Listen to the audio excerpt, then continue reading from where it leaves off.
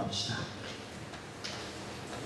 영광의 아버지 하나님, 우리를 불쌍히 여겨주시사 은혜 베풀어 주시고 우리와 영원히 함께 계시사 순종의 사람, 하나님의 사람, 성령님의 사람으로 이끌어 주옵소서. 부족한 사람을 불쌍히 여겨주시고 온전히 도구로 나팔로만 사용되게 하시고 은혜 받는 축복의 경들로 보혜사 성령님이 역사하여 주시고 구원을 영생을 이루시고 나타내시기를 그리스도 예수님 이름으로 기도드립니다. 아멘. 우리 옆 사람과 인사합시다. 반갑습니다. 잘 지내셨어요? 이렇게 얼굴을 보니 더욱 고맙습니다. 델타 바이러스라고 하는 코로나 때문에 많이 힘듭니다. 그래도 우리는 성경 말씀을 신뢰하고 믿는다고 하는 신앙인입니다. 아주 쉽게 얘기하면 예수님 쟁이라 그 말입니다. 저는 그렇게 인정하고 또 믿습니다. 혹시 이 가운데 예수님을 안 믿는 사람도 없을 거예요. 다 믿죠, 그죠? 그런데 여러분, 성경은 우리들에게 창세기부터 요한계시록 마지막 절까지 항상 두 줄기의 거대한 강과 양산맥 같은 물줄기가 흐름이 있습니다. 한 줄기는 순종의 신앙인으로 전능하신 하나님을 아버지로 믿고 신뢰하고 전적으로 의지하며 따랐던 쫓아갔던 사람들의 이야기이며 또 한 줄기는 불순종하며 기회와 여건과 형편에 따라서 변질되기도 하고 또는 부인하기도 하지만 그의 삶의 여정은 거룩하신 하나님 이름을 빙자하여 이용하여 부귀영화를 누렸고 살아왔던 한 분의 걸음의 이야기로 합니다. 우리는 출애굽기를 보면 그것이 정확하다는 것을 인정할 수밖에 없습니다. 출애굽기 17장 10절 모세가 그 이름을 마사 또는 머리바라 하였으니 이것은 이스라엘 백성이 여호와와 다투고 시험하여 말합니다. 여호와 하나님이 우리 가운데 계시느냐 아니 계시느냐 하고 떠들어댔기 때문입니다. 신명기 8장 2절 말씀은 더욱더 우리를 고개 숙이게 만듭니다. 여러분, 하나님 여호와께서 지난 40년 동안 광야에서 어떻게 여러분을 인도하셨는지 한번 생각해 보십시오. 여호와께서는 여러분이 실제로 그 명령에 순종할 것인지 하나님의 명령에 순종할 것인지 아닌지 여러분의 마음을 알아보려고 많은 어려움을 통해 여러분을 시험하셨습니다. 누가요? 하나님. 하나님이 우리들을 부르셔서 테스트합니다. 우리 예수님이 가르쳐주신 주기도에 나오는 우리를 시험에 빠지지 않게 다 그 시험은 유혹입니다. 사탄 마귀 귀신이 주는 달콤한 선악 같은 유혹이에요. 그건 템포테이션이에요. 아니고 우리 하나님은 우리를 테스트합니다. 우리 마음을 바라보십니다. 정말 말씀 명령 규례 법도대로 순종하는지 아니면 아니하는지를 알아보려고 어려움을, 고난을, 역경을 또는 기쁨을, 좋은 것을 기도 응답을 통해서 우리를 테스트 하십니다. 되게 여러분, 마태복음 13장에 보면 너무도 명확합니다. 마태복음 13장은 비유장이라고 불립니다. 예수님께서 많은 비유들을 그들에게 말씀하시고 우리들에도 말씀하셨습니다. 13장 24절로 41절 말인데 경청해 보십시오. 하늘나라는 자기 밭에 좋은 씨앗을 뿌린 사람에 비유할 수 있습니다.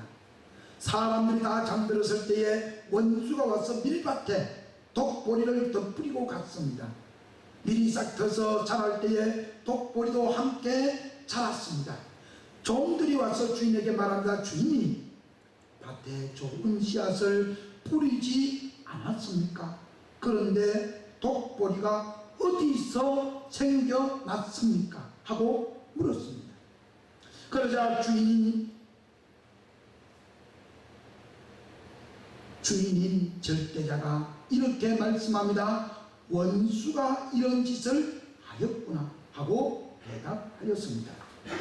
그러자 종들이 그러면 우리가 가서 독보리를 몽땅 뽑아버릴까요?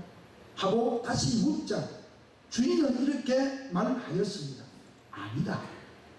독보리를 뽑다가 밀까지 뽑을까 걱정되니 추수 때까지 둘 다 함께 자라도록 그냥 두어라. 추수 때에 내가 추수꾼들에게 먼저 독보리를 뽑아 단으로 묶어 불태워버리고 밀은 내 곳간에 모아 드리게 하겠다.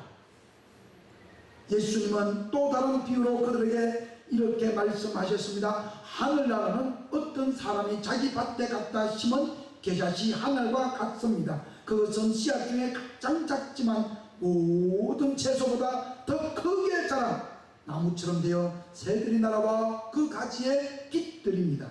또 예수님께서 또 다른 비유를 말씀하셨습니다. 하늘나라는 어떤 여자가 한 포대의 밀가루에 섞어 전부 부풀게 한 누룩과 같습니다.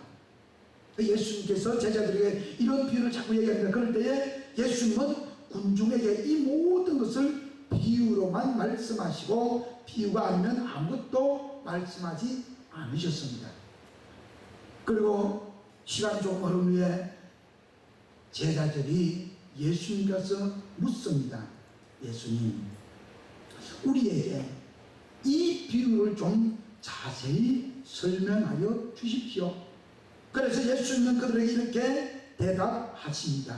좋은 씨를 뿌리는 농부는 나 그리스도이며 좋은 씨를 뿌리는 농부는 나 그리스도이며 밭은 세상이다. 그리고 좋은 씨앗은 하늘나라에 속한 사람들이고 다시 한번요. 좋은 씨앗은 하늘나라에 속한 좋은 사람들이고 그러면 반대로 무슨 사람이세요? 땅의 사람이죠, 그죠? 땅나라 사람이세요. 하늘나라가 있으면 땅나라도 있어요. 그래서 좋은 씨앗을 뿌리는 사람은 그리스도인데 그 좋은 씨앗은 하늘나라에 속한 사람들.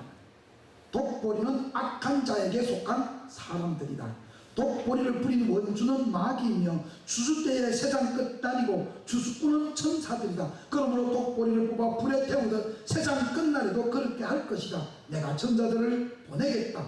그들은 죄 짓게 하는 모든 사람과 잘 들으세요. 이게 현대인의 성경이에요. 우리 과거 개혁 한글판 너무 복잡해요. 아주 쉽게 현대인들이 알아먹기 좋도록 이해하기 좋도록 번역해 놓은 거예요. 그들은 죄 짓게 하는 모든 사람과 악을 행하는 사람들을 내 나라에서 모두 추려내어 불구덩이에 던져 넣을 것이다. 그러면 그 사람들이 거기서 통곡하며 이를 갈 것이다. 아멘. 여러분, 두 줄기의 크다란 강물이 성경 속에 흐르고 있어요. 하나는 구원의 강물이고요. 또 다른 하나는 수렁의 죄악의 강물이고요. 양대 산맥이 있어요. 하나는 능력 있는 선이라고 하는 아주 그리스도 예수님의 능력 있는 십자가를 바라보고 살아가는 믿음의 신앙들의 흐름이 있으며 또 다른 하나는 사탄에게 속아서 원수인 우리의 원수인 마귀 귀신을 쫓아가는 엉터리 같은 허무맹랑한 산맥도 있어요.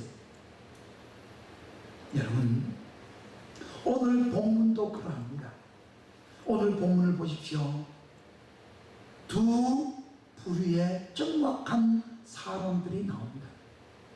하나는 소위 대제사장들이고 유대인들의 장로들이고 이스라엘 민족의 지도자들인 그들이고 또 다른 하나 부류는 소수이지만 별것 아니지만 보잘것 없지만 사도들입니다.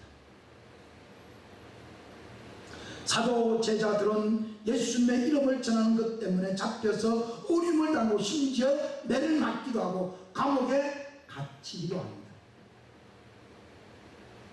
그런데 이들이 다시는 이 이름으로, 예수님 이름, 나사렛 예수님 이름으로 가르치지 말라고 협박을 당하고, 심지어 다시는 전문도 하지 말라고, 전하지도 말라고 엄포를 받게 됩니다.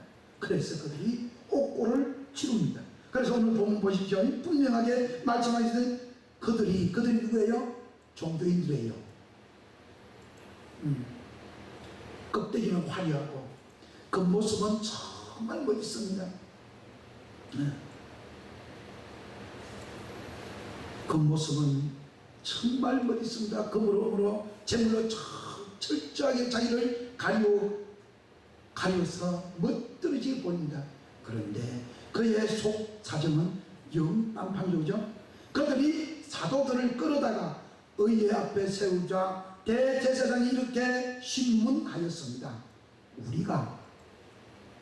우리에게 예수의 이름으로 가르치지 말라고 엄하게 법령으로 명령하지 않았느냐. 그런데 어찌해서 온 유대 예루살렘에 가서 너희가 가르치는 이 퍼뜨린 이 예수님이 우리가 죽였다고 왜 하느냐 그 말이죠.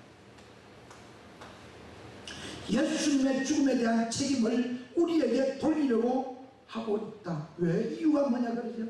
그래서 29절 오늘 본 보세요. 그래서 베드로와 다른 사도들이 대답합니다.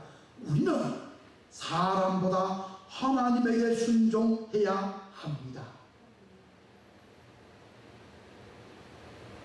무슨 얘기하죠?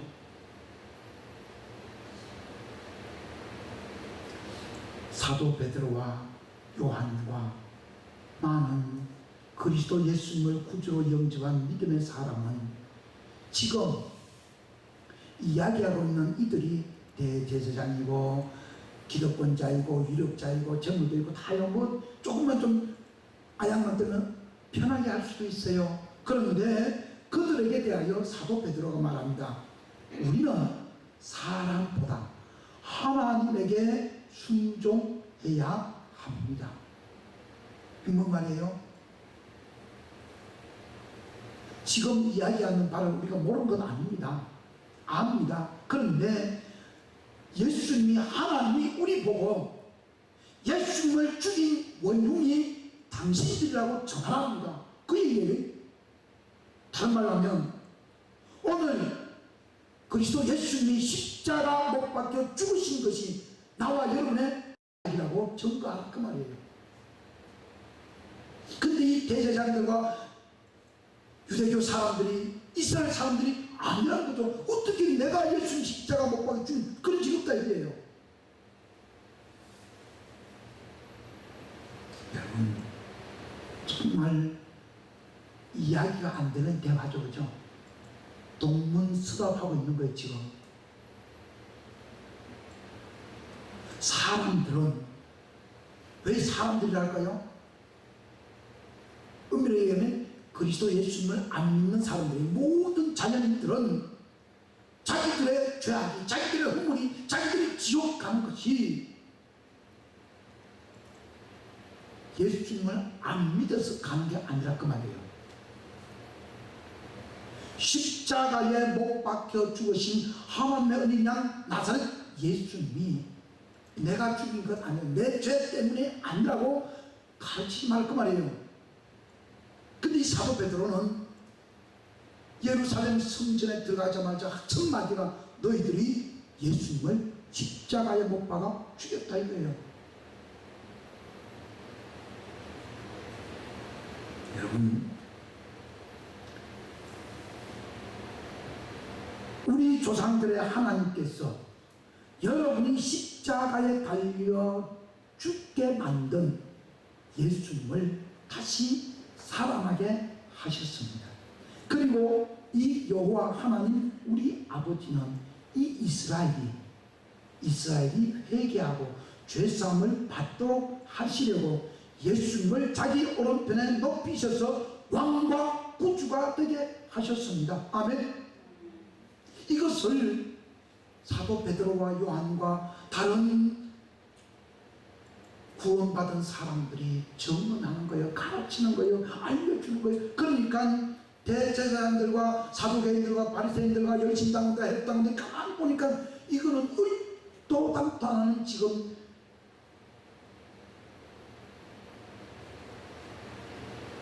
강의를 하고 교육을 하고 가르치고 세뇌시키고 알려주고 있는 거예요.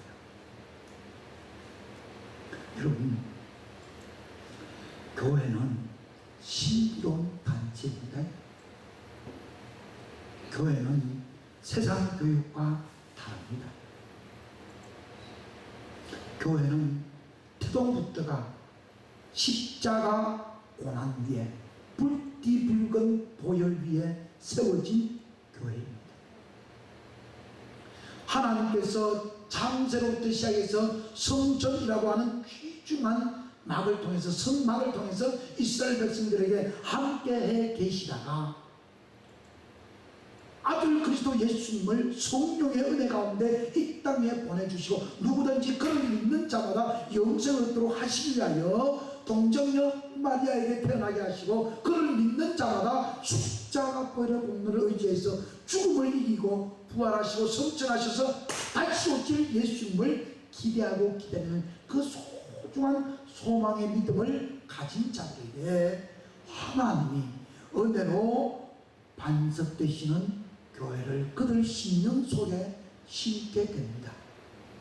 이들 한 사람 한 사람이 모여진 단체가 예루살렘 교회였고 이들 한 사람 한 사람이 모여진 공동체가 안디옥 교회였고 이들 한 사람 한 사람이 모여서 세워진 교회가 우리 성복교회다 그 말입니다.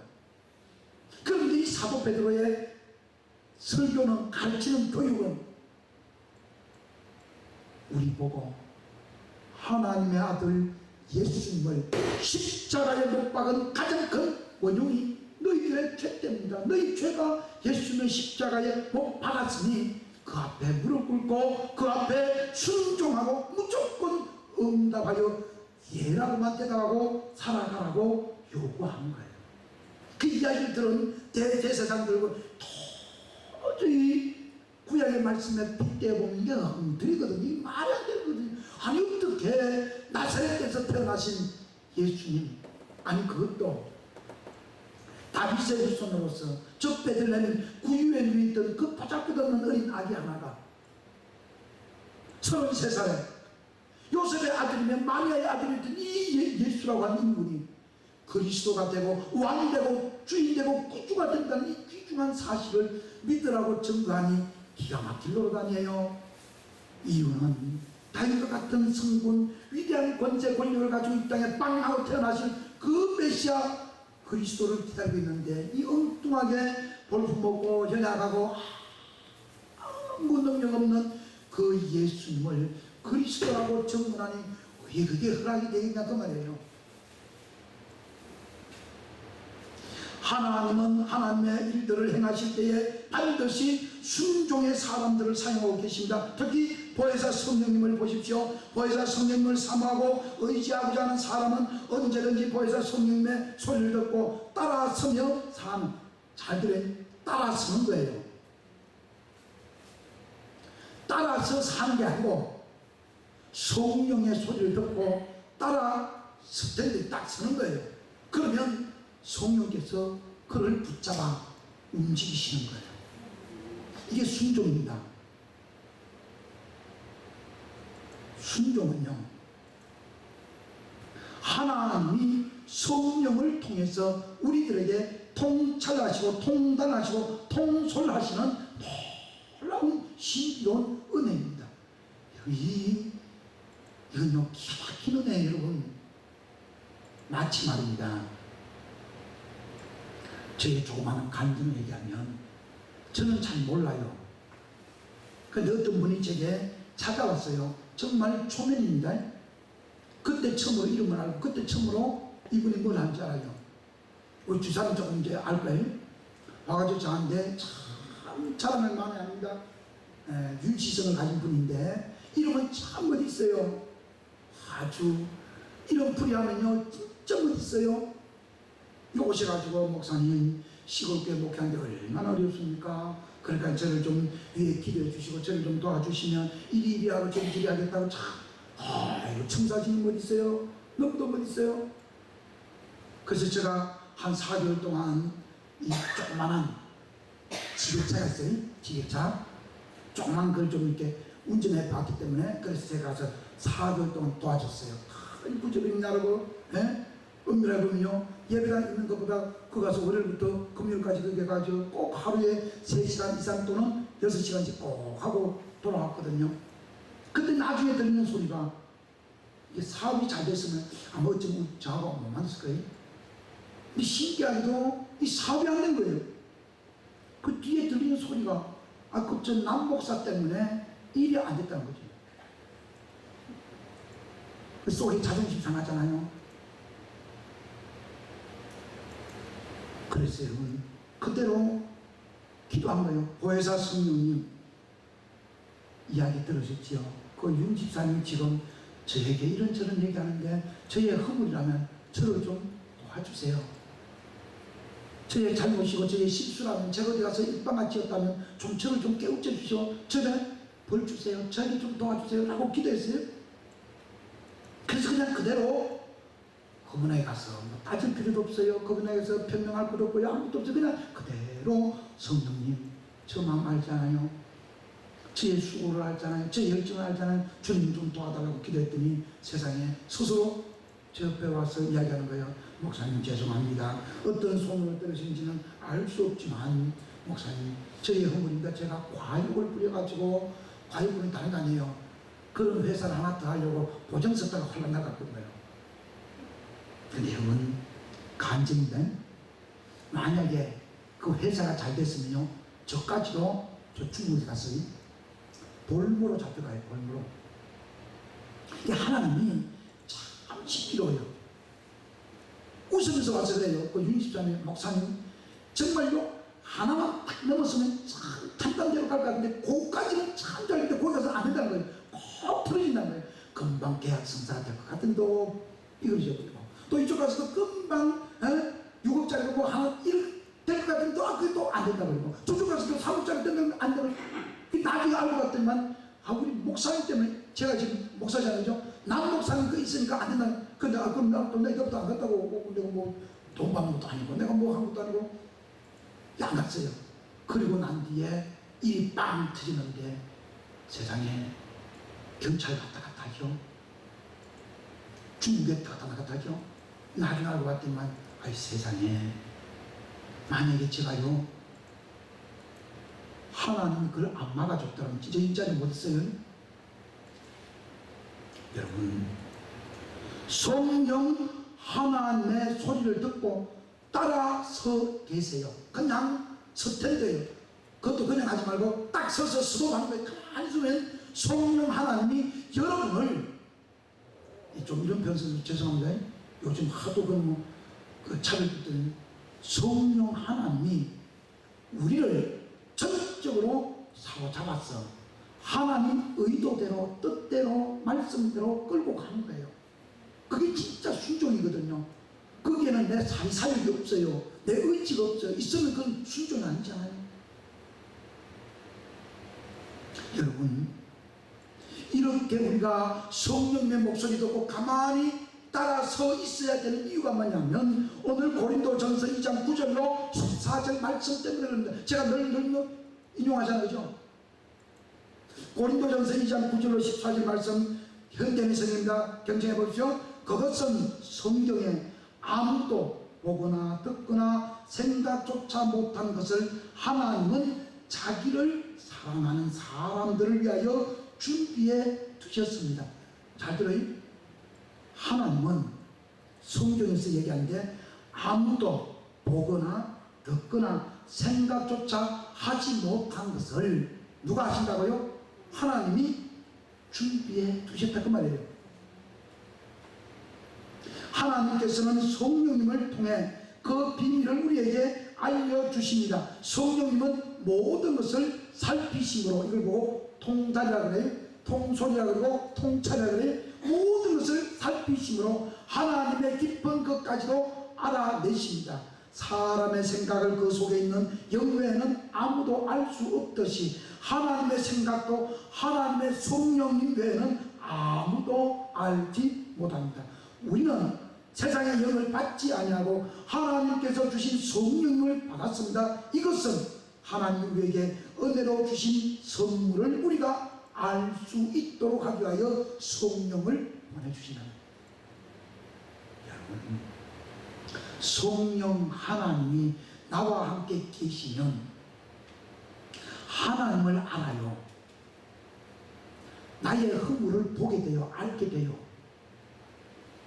그래서 여기 말씀하잖아요. 그죠? 12절 성령님을 받고 은혜 주신 이유는, 목적은 하나님이 우리에게 은혜로 주신 선물을 우리가 알 수 있도록 하기 위하여 보혜사 성령님이 우리에게 오시는 거다, 그 말입니다. 할렐루야.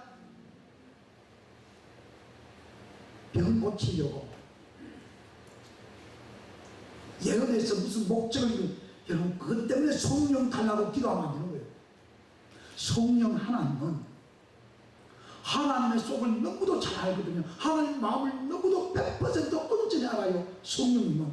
그래서 우리에게 임재하신 성령님께서 그 하나님의 선물을 우리에게 주시는데, 그 선물 주신 것을 무슨 선물인지, 은혜로운 선물인지, 기쁨의 선물인지, 즐거움의 선물인지, 오늘 이제 19가지 은사가 나오는데 그 은혜 은사들이 우리에게 오신 이유를 분명히 알고 그걸 가지고 사용하고 써먹도록 그걸 주신 거잖아요.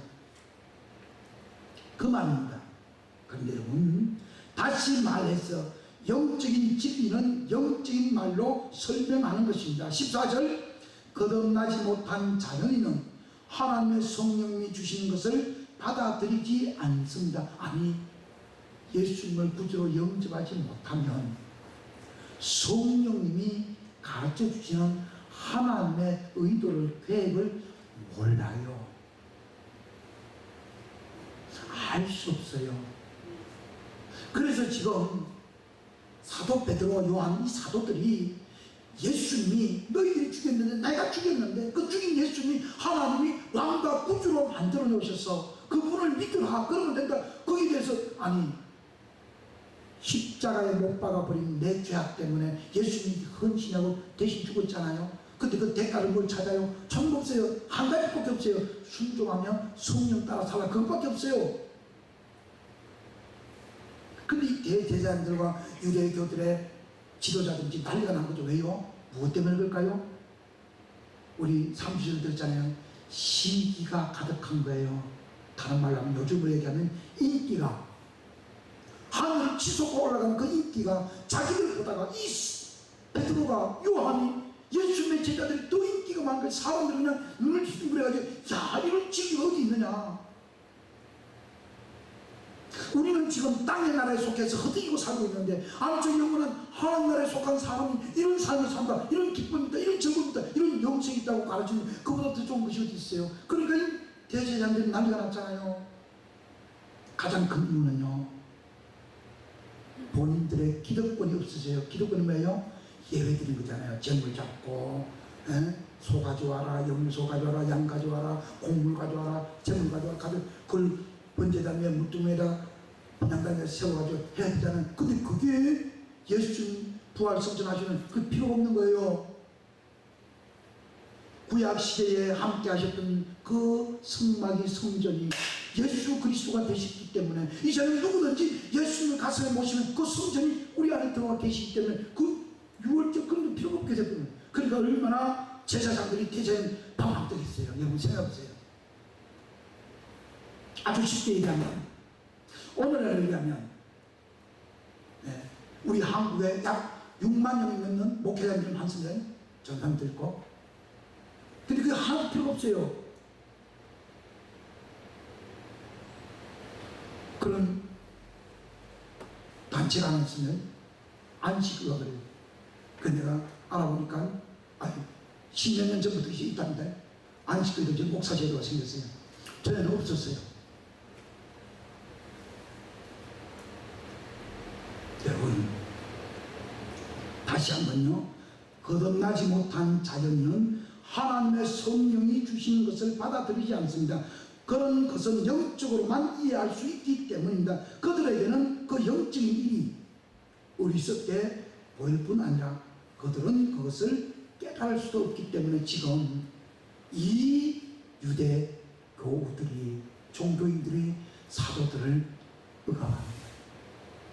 거짓이 참된 진리를 짓눌러버린 거예요. 요한복음 14장 17절 말씀입니다. 그분은 진리의 성령이십니다. 세상은 그분을 보지도 못하고 알지도 못하기 때문에 그분을 받아들일 수가 없습니다. 그러나 너희는 그분을 압니다. 이것은 그분이 너희와 함께 계시고 또 너희 안에 계시기 때문입니다. 할렐루야. 그래서 성령 하나님은 우리 안에 계셔서 우리가 하나님께 순종할 수밖에 없는 이유가 뭐냐? 성령이 하나님의 뜻을, 의미를 아는 것을, 진리를 가르쳐 주시거든요. 요한복음 14장 26절입니다. 그러나 보호자, 보혜사 곧 아버지께서 내 이름으로 보내실 성령님께서 너희에게, 따라합시다, 모든 것을 가르쳐 주시고 내가 너희에게 말한 모든 것을 생각나게 하실 것입니다. 할렐루야. 아멘. 우리 예수님 말씀합니다. 참고 있어요. 요한복음 15장 5절 하반절입니다. 나를 떠나서는 너희가 아무것도 할 수 없을 것이다. 예수님께서 요한복음 15장에 보면 중요한 성경의 진리, 구원의 진리, 교회의 진리를 가르칩니다. 아버지는 농부이고 자기는 포도나무이고 너희는 나의 가지다. 그런데 너희가 내 이 포도나무에서 떨어져 나가서 너희가 살 수 있는 길이 없다는 거예요. 유일한 방법은, 최고의 최선의 방법은 내 포도나무 줄기에 붙어 있기만 하면 열매를 맺는다는 거예요. 그럼 한번 생각해 보세요. 제가 얼마 전에 얘기했죠. 농사 짓는 여러분 잘 알잖아요. 여러분이 농부예요. 콩을 심고 팥을 심고 과목을 거두고 가꾸고 일할 때 잘 보십시오. 가서 나무야 열심히 일어나서 너 가지로 저 불도 메고 너 좀 볼도 짓고 잡수도 메고 너 그래라. 그 농부가 갖다 그냥 옵니까? 아니죠. 그죠? 가서 호미로 캐내고 갱이로 캐내고, 그죠? 하도 안 되면 요즘 친환경 야채도 나오니까 다 갖다 막 갖다 뿌리고, 그죠? 벌레 같은 데 되면 목초에 갖다 뿌리고, 그죠? 말도 못하게 하잖아요. 그 누가요? 농부가 하는 농부가. 중요한 것은 이 식물은 꼼짝도 안 하고 가만히 있으면 되는 거예요. 주인이 와서 비료 주고, 주인이 와서 곁에 있는 잡초를 뽑고, 주인이 와서 약을 주고, 그 주인이 하는 거 누가요? 아버지 하나님 우리를 기르시는 거예요.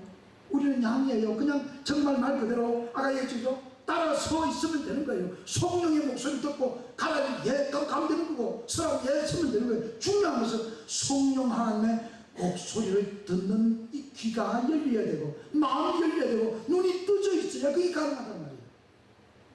근데 만약에 그 다음 구절 보면 비참합니다. 가지가 열매를 맺지 않으면 아버지께서 이를 제해 버리시고 밖에 버리면 사람들이 그를 거두어다가 밟아버린다는 거예요. 그러니까 여러분, 정말 순종하는 사람에게 성령님이 오십니다. 믿으십시오. 하나님은 우리 기르시는 전문자입니다. 절대적인, 아니 제가 수요일에 얘기했잖아요. 우리 아버지, 나의 아버지예요. 애국 땅 종되었던 집에서 이끌어낸 내 아버지는 하늘나라 아버지, 땅의 아버지 아니에요? 그래서 여러분 정말 잊지 맙시다. 그래서 시편 5편을 제가 얼른 읽어드리겠습니다. 여호와여 내 말에 귀를 기울이시고 나의 탄식을 생각하소서. 나의 왕 나의 하나님이시여 나의 부르짖는 소리를 들으소서. 내가 주님께 기도합니다. 여호와여, 주님은 아침마다 내 소리를 들으실 것입니다. 아멘. 내가 주님께 기도하며 간절한 마음으로 주님의 응답을 기다리고 있습니다. 주님은 악을 기뻐하는 신이 아니시므로 악한 자가 주님과 함께 할 수 없습니다. 교만한 자가 주님 앞에 설 수 없는 것은 주님께서 악을 행하는 자를 모두 미워하시기 때문입니다. 주님께서는 거짓말하는 자를 멸하시고 살인자와 사기꾼을 아주 싫어합니다. 그러나 내가 주님의 크신 사랑을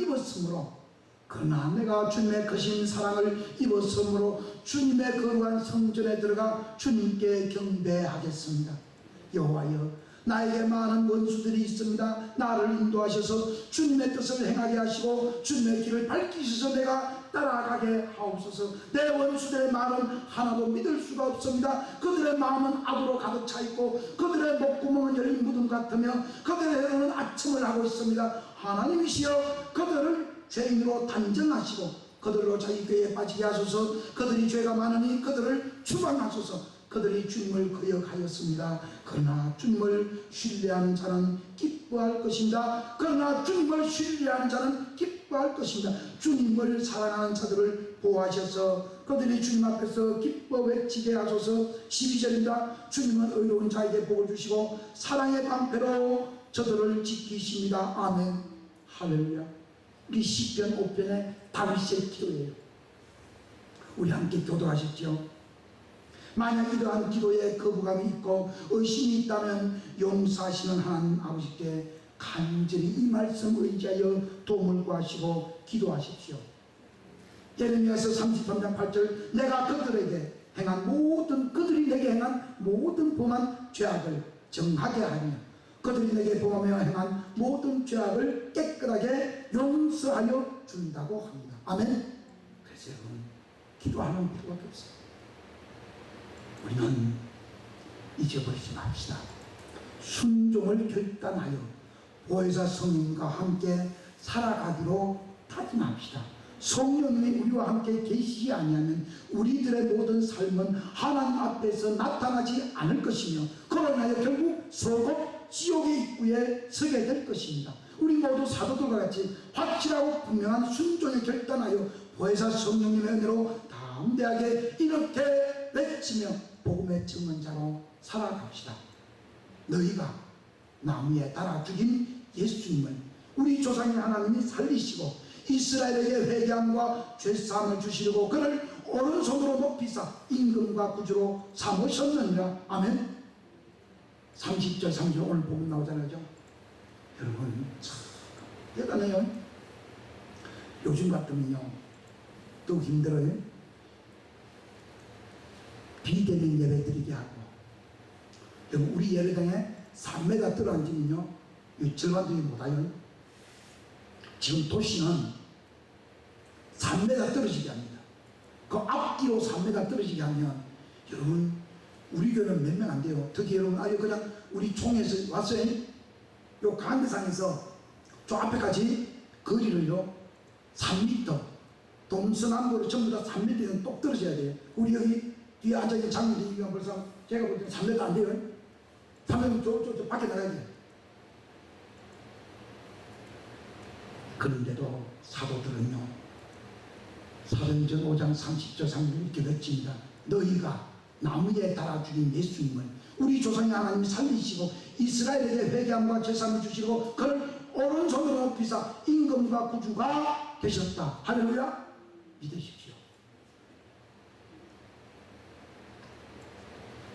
성령은 순종하는 자에게 임하십니다.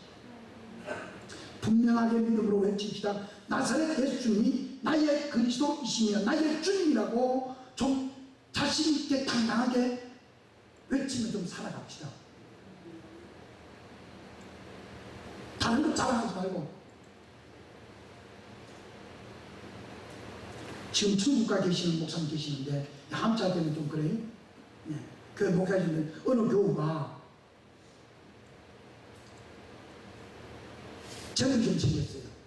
그래서 목사님께 뭘 하기를 가다가 목사님 언제나 반지 얘기를 좀 하시는가 봐요.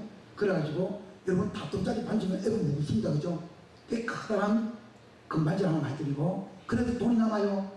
그래서 목사님 가서 목사님 뭐 필요한 거 없어요? 그랬더니 조그마한 동산 하나 필요하다고 했어요. 나중에 이제 은퇴하면 가시려고 그랬더니만 아이 세상에 가서 필요한 대로 땅을 사서 드렸어요. 그 너무 좋아가지고 이분이 가서 내가 그분 자랑하네. 근데 말입니다. 그 오비가에 안타깝게도 3, 4년도 안 돼서 저에게 부고점이 왔어요. 기가 막혀요. 결국은 사위에 갔습니다. 그 사위가 팔아가지고 얘랑 그 건축하는데 써먹었어요.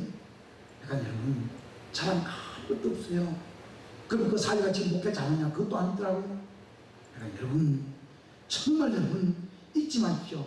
하나님이 예수님을 살아나게 하신 분은 저와 여러분의 임금과 구주가 되게 하셨어요. 자랑거리는 예수님밖에 없어요. 자랑거리는 하나님의 십자가 아들 예수님 그밖에 없어요. 예수님이 나의 그리스도다. 예수님 나의 구주이다. 예수님 나의 전부라고 자랑합니다. 성령님도 나사렛 예수님이 그리스도라고 증언하고 계십니다. 하나님의 절대적인 말씀 성경에 의지하여 믿음으로 살아가고자 결심하는 자들에게는 곧 성령님에게 순종하고 다짐하는 자들에게는 성령 하나님이 영원히 오셔서 저와 여러분을 천국으로 이끌어 가시고 인도하심을 믿고 살아주시다. 다시 한번 강조합니다. 창조주 여호와 하나님을 나의 아버지로 믿고 그의 아들 나사렛 예수님을 그리스도로 영접하여 나의 주님으로 의지하며 굳게 믿고 보혜사 성령님으로 그리스도 예수님의 이름으로 우리에게 한량없이 보내시는 것을 확실하게 믿고 순종하여 그 목소리만 따라 살기로 결심하고 다짐합시다. 사탄의 목소리 아니고 땅의 나라 목소리 아니고 하늘나라 목소리 듣는 저와 여러분 복되기를 바랍니다. 그래서 여러분 무슨 일을 만나든지 무슨 일을 당하든지 무조건 성령 하나님께 절대 순종하기로 하면 순종하기로 결정하면 하나님은 놀라운 은혜 은사를 베풀어 주십니다. 특히 고린도전서 12장 9가지 은사들을 보내주시고 갈라디아서 5장 22, 25절로 성령의 9가지 열매를 맺게 하셔서 그래서 여러분 우리들을 천국으로 이끌어 가십니다. 사랑하는 여러분 잊지 맙시다.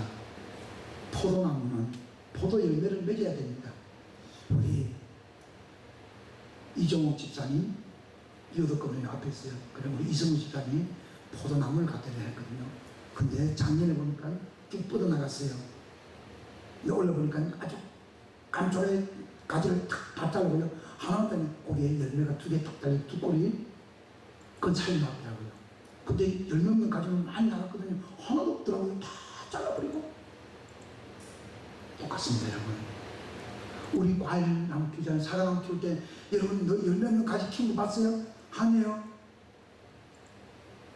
우리 동네 담수가 됐을 때 저 소문 장인데 물이 좋아가지고 들어갔거든요. 갔더니 우리 금수관장님 목사님 가지가 길에 쭉 뻗는 열매가 없는 거 무척 잘라야 그걸 도장지라 그런답니다. 여러분 잘 알잖아요. 농사는 그렇게 아시면서 왜 우리 신앙은 그걸 깨닫지 못하냐. 열매 없는 믿음, 그 믿음이 아니라 그 말이죠. 그래서 여러분 정말 호소합니다. 순종하는 믿음을 가져서 성령님이 우리에게 임재하여 그대로 그냥 앞에 있는 그대로 찬송가 가사대로 내 모습 이대로 그대로 받아주신 그분 앞에 서서 오늘도 하나님께 영광 돌리게 하시는 성령을 영접하여 날마다 전적으로 따라합시다. 순종하여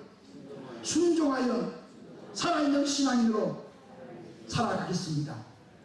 살아있는 신앙인, 죽은 신앙이 아니고 그건 잘못된 말이에요. 살아있는 신앙인으로 살아가시기를 그리스도 예수님 이름으로 간절히 축복합니다. 아멘. 은혜가 풍성하신 아버지 하나님 도와주옵소서. 정말 우리 사도들처럼 성령 목소리에 순종하여 예수님의 거룩한 정언자가 되게 도와주시고 성령 하나님과 동행하며 동거하며 동락하는 축복을 허락하여 주옵소서. 우리 선곡교회단 모든 교회들 아니 이 자리에 참석한 생명의 영혼들에게 성령 하나님 임재하여 주셔서 극진히 사랑하여 주시고 순종하도록 믿음 주셔서 성령님의 은사로 성령님의 9가지 열매로 주렁주렁 맺어 하나님께 영광 돌리는 축복의 생애 사도들 같은 복된 믿음 주시기를 그리스도 예수 이름으로 간절히 기도드립니다. 아멘.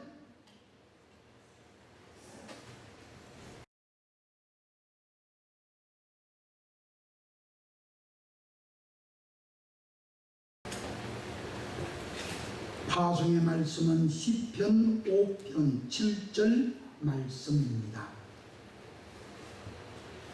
오직 나는 주의 풍성한 사랑을 힘입어 주님의 집에 들어가 주님을 경외함으로 성전을 향하여 예배하리이다. 아멘. 여호와는 내게 복을 주시고 너를 지키시기를 원하며 여호와는 그의 얼굴을 내게 비추사 은혜 베푸시기를 원하며 여호와는 그 얼굴을 내게로 드사 향하여 드사 평강 주시기를 원하노라. 아멘.